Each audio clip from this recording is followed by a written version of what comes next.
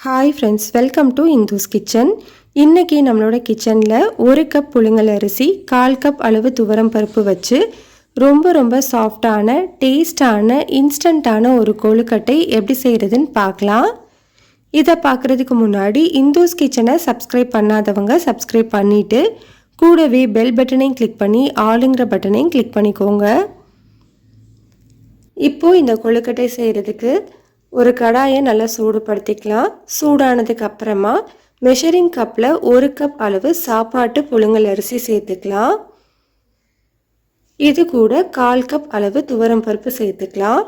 நீங்கள் எந்த கப்பில் 1 கப் அளவு அரிசி எடுத்தீங்களோ அதே கப்பில் 1/4 கப் அளவு துவரம் பருப்பு சேர்த்துக்கோங்க. இதில் இப்போது 1/2 டீஸ்பூன் அளவு மிளகு, 1 டீஸ்பூன் அளவு சீரகம் சேர்த்துக்கலாம். உங்களுக்கு காரம் கொஞ்சம் அதிகமாக வேணும்னா நீங்கள் 1 டீஸ்பூன் அளவு மிளகு சேர்த்துக்கலாம். இப்போது ஸ்டவ்வை லோ ஹீட்டில் வச்சுட்டு இதை 3லேருந்து 4 நிமிஷத்துக்கு நல்லா வறுத்து விட்டுக்கோங்க. இதை ரொம்ப வறுக்கணுன்ற அவசியம் கிடையாது. நம்ம சேர்த்துருக்கிற அரிசியும் பருப்பும் நல்லா சூடு ஏறினா மட்டும் போதும். உங்கள் கையில் எடுத்து பார்த்தீங்கன்னா உங்கள் கை பொறுக்க முடியாத அளவுக்கு சூடு இருக்கணும். அதுதான் கரெக்டான பதம். இப்போது இதை நல்லா நான் வறுத்துட்டேன். கையில் எடுத்து பார்த்தா சூடு பொறுக்க முடியாத அளவில் இருக்குது. இப்போ நம்ம ஸ்டவ் ஆஃப் பண்ணிவிட்டு நம்ம வறுத்து வச்சுருக்கிற அரிசியையும் பருப்பையும் ஒரு பிளேட்டில் கொட்டி ஆற வச்சுக்கலாம். இப்போ இந்த அரிசி பருப்பு நல்லா ஆறட்டும். ஆறினதுக்கப்புறமா ஒரு மிக்சி ஜாரில் சேர்த்து பொடி பண்ணிக்கலாம். நல்லா ஆறினதுக்கப்புறமா தான் பொடிக்கணும். அதுக்கு முன்னாடி பொடித்தோம் அப்படின்னா சரியாக பொடிக்க முடியாது. ஆறினதுக்கப்புறம் இந்த மாதிரி ஒரு மிக்சி ஜாரில் சேர்த்துட்டு ரவை பதத்துக்கு பொடிச்சு எடுத்துக்கோங்க. மிக்சியில் லைட்டாக விட்டு சுற்றி 3-4 தடவை சுற்றி எடுத்தால் கரெக்டாக இருக்கும். பாருங்கள், இந்த மாதிரி இருக்கணும். நம்மளுக்கு அந்த பருப்பு அங்கங்கே லைட்டாக தெரியணும். ரவை பதத்துக்கு இருக்கணும். இப்போ நம்ம பொடிச்சு வச்சுருக்கிற அரிசி பருப்பை தனியாக வச்சுக்கலாம். இப்போது அதே கடாயில் 2 டீஸ்பூன் அளவு எண்ணெய் சூடுபடுத்திக்கலாம். எண்ணெய் சூடானதுக்கப்புறமா 1/2 டீஸ்பூன் கடுகு, 1/2 டீஸ்பூன் உளுந்தம்பருப்பு, 1/2 டீஸ்பூன் அளவு கடலைப்பருப்பு சேர்த்துக்கலாம். இது கூட கொஞ்சமாக கருவேப்பிலையை பிச்சுட்டு சேர்த்துக்கோங்க. முழுசாக சேர்த்துட வேண்டாம். இப்போது இதெல்லாமே நல்லா பொரிஞ்சதுக்கப்புறமா ஒரு பெரிய வெங்காயத்தை பொடியாக கட் பண்ணி வச்சுருக்கேன். அதை உள்ளே சேர்த்துக்கலாம். காரத்துக்கு பாதி பச்சை மிளகாயை ரவுண்டாக கட் பண்ணி வச்சுருக்கேன். நம்ம ஏற்கனவே மிளகு சேர்த்துருக்கிறதுனால பச்சை மிளகாய் கம்மியாக சேர்த்துக்கோங்க.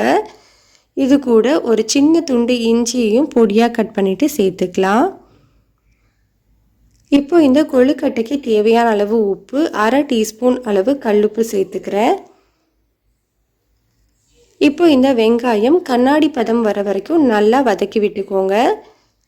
நல்லா வதங்கினதுக்கப்புறமா நம்ம தண்ணி சேர்க்கணும்.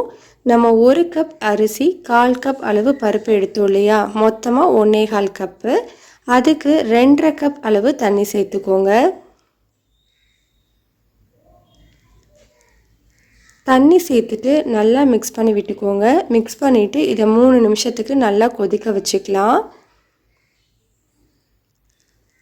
இந்த மாதிரி நல்லா கொதித்ததுக்கு அப்புறமா ஸ்டவ்வை லோ ஹீட்டில் வச்சுட்டு நம்ம பொடிச்சு வச்சுருக்கிற அரிசி பருப்பு பொடியை உள்ளே சேர்த்துக்கலாம். ஒரே நேரத்தில் பொடி மொத்தமும் சேர்த்துடாதீங்க. கொஞ்சம் கொஞ்சமாக சேர்த்து நல்லா கலந்து விட்டுக்கோங்க. அப்போது தான் நம்மளுக்கு கட்டி தட்டாமல் இருக்கும். நான் இப்போ மொத்தமாக சேர்த்து மிக்ஸ் பண்ணிவிட்டேன். நல்லா மிக்ஸ் பண்ணதுக்கப்புறமா இதை ஒரு மூடி போட்டுட்டு ஸ்டவ்வை லோ ஹீட்லேயே வச்சு ஒரு 3 நிமிஷத்துக்கு அப்படியே விட்டுருங்க.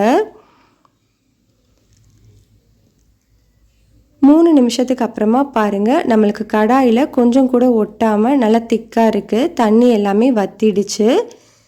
இந்த மாதிரி கடாயில் ஒட்டாமல் வரணும். இந்த நேரத்தில் நம்ம ஸ்டவ்வை ஆஃப் பண்ணிவிட்டு ஆஃப் பண்ணதுக்கப்புறமா 1/4 கப் அளவு துருவின தேங்காய் சேர்த்து மிக்ஸ் பண்ணி விட்டுக்கலாம். இந்த கடாயில் இருக்கிற சூட்டுக்கே இது நல்லா வதங்கிடும். தேங்காயை நல்லா ஈவனாக மிக்ஸ் பண்ணதுக்கப்புறமா இதை ஒரு பிளேட்டில் கொட்டி ஆற வச்சுக்கோங்க. நம்மளுக்கு கை பொறுக்கிற சூடு வந்ததுக்கப்புறமா நம்ம கொழுக்கட்டை பிடிக்க ஆரம்பிக்கலாம். கொழுக்கட்டை பிடிக்கிறதுக்கு கொஞ்சமாக மாவு எடுத்து நம்ம நார்மலாக பிடி கொழுக்கட்டை செய்கிறது மாதிரி இந்த மாதிரி நல்லா அழுத்தி உருட்டிட்டு 4 விரல்களை வச்சும் அழுத்தி இந்த மாதிரியும் செஞ்சுக்கலாம். நான் இன்றைக்கி சின்ன சின்ன பால்ஸ் மாதிரி செய்ய போகிறேன். அதுக்கு கொஞ்சமாக மாவு எடுத்து இந்த மாதிரி நல்லா அழுத்தி உருட்டிக்கோங்க. இதே மாதிரி நம்ம மொத்த மாவையுமே சின்ன சின்ன உருண்டைகளாக உருட்டி எடுத்துக்கலாம். கொழுக்கட்டை வேக வைக்கிறதுக்கு நான் இன்றைக்கி இடியப்பு தட்டு மேலே ஒரு வெள்ளை துணி போட்டுட்டு அது மேலே கொழுக்கட்டைகளை உருட்டி வச்சுருக்கேன். மெஷரிங் கப்பில் 1 கப் அரிசி 1/4 கப் பருப்பு எடுத்தோம் இல்லையா, அதுக்கு கிட்டத்தட்ட ஒரு 28 கொழுக்கட்டைகள் கிடச்சிருக்கு. இப்போ இதை நம்ம வேக வைக்கிறதுக்கு இட்லி பாத்திரத்தில் 2 டம்ளர் அளவு தண்ணியை நல்லா சூடுபடுத்திக்கலாம். தண்ணி நல்லா சூடானதுக்கு அப்புறமா தான் நம்ம கொழுக்கட்டையை வச்சு வேக வைக்கணும். அப்போது தான் நம்மளுக்கு சாஃப்டான பூ மாதிரியான கொழுக்கட்டை கிடைக்கும். இதை ஒரு 5 நிமிஷம் மட்டும் வேக வச்சுக்கோங்க. ரொம்ப நேரம் வேக வைக்க வேண்டாம். 5 நிமிஷத்துக்கு அப்புறமா பாருங்கள், நம்மளுக்கு கொழுக்கட்டைகள் நல்லா வெந்துருச்சு. நம்ம ஸ்டவ் ஆஃப் பண்ணிக்கலாம். இது கொஞ்சம் ஆறினதுக்கு அப்புறமா நம்ம வேறு பாத்திரத்துக்கு மாற்றிக்கலாம். அவ்வளோதான், நம்மளுக்கு சூப்பரான டேஸ்டான கொழுக்கட்டை ரெடி ஆகிடுச்சு. கண்டிப்பாக இதை நீங்கள் ட்ரை பண்ணி பாருங்கள். பிடிச்சிருந்தால் லைக் பண்ணுங்கள், ஷேர் பண்ணுங்கள், கமெண்ட் பண்ணுங்கள். இந்துஸ் கிச்சனை சப்ஸ்கிரைப் பண்ணிக்கோங்க.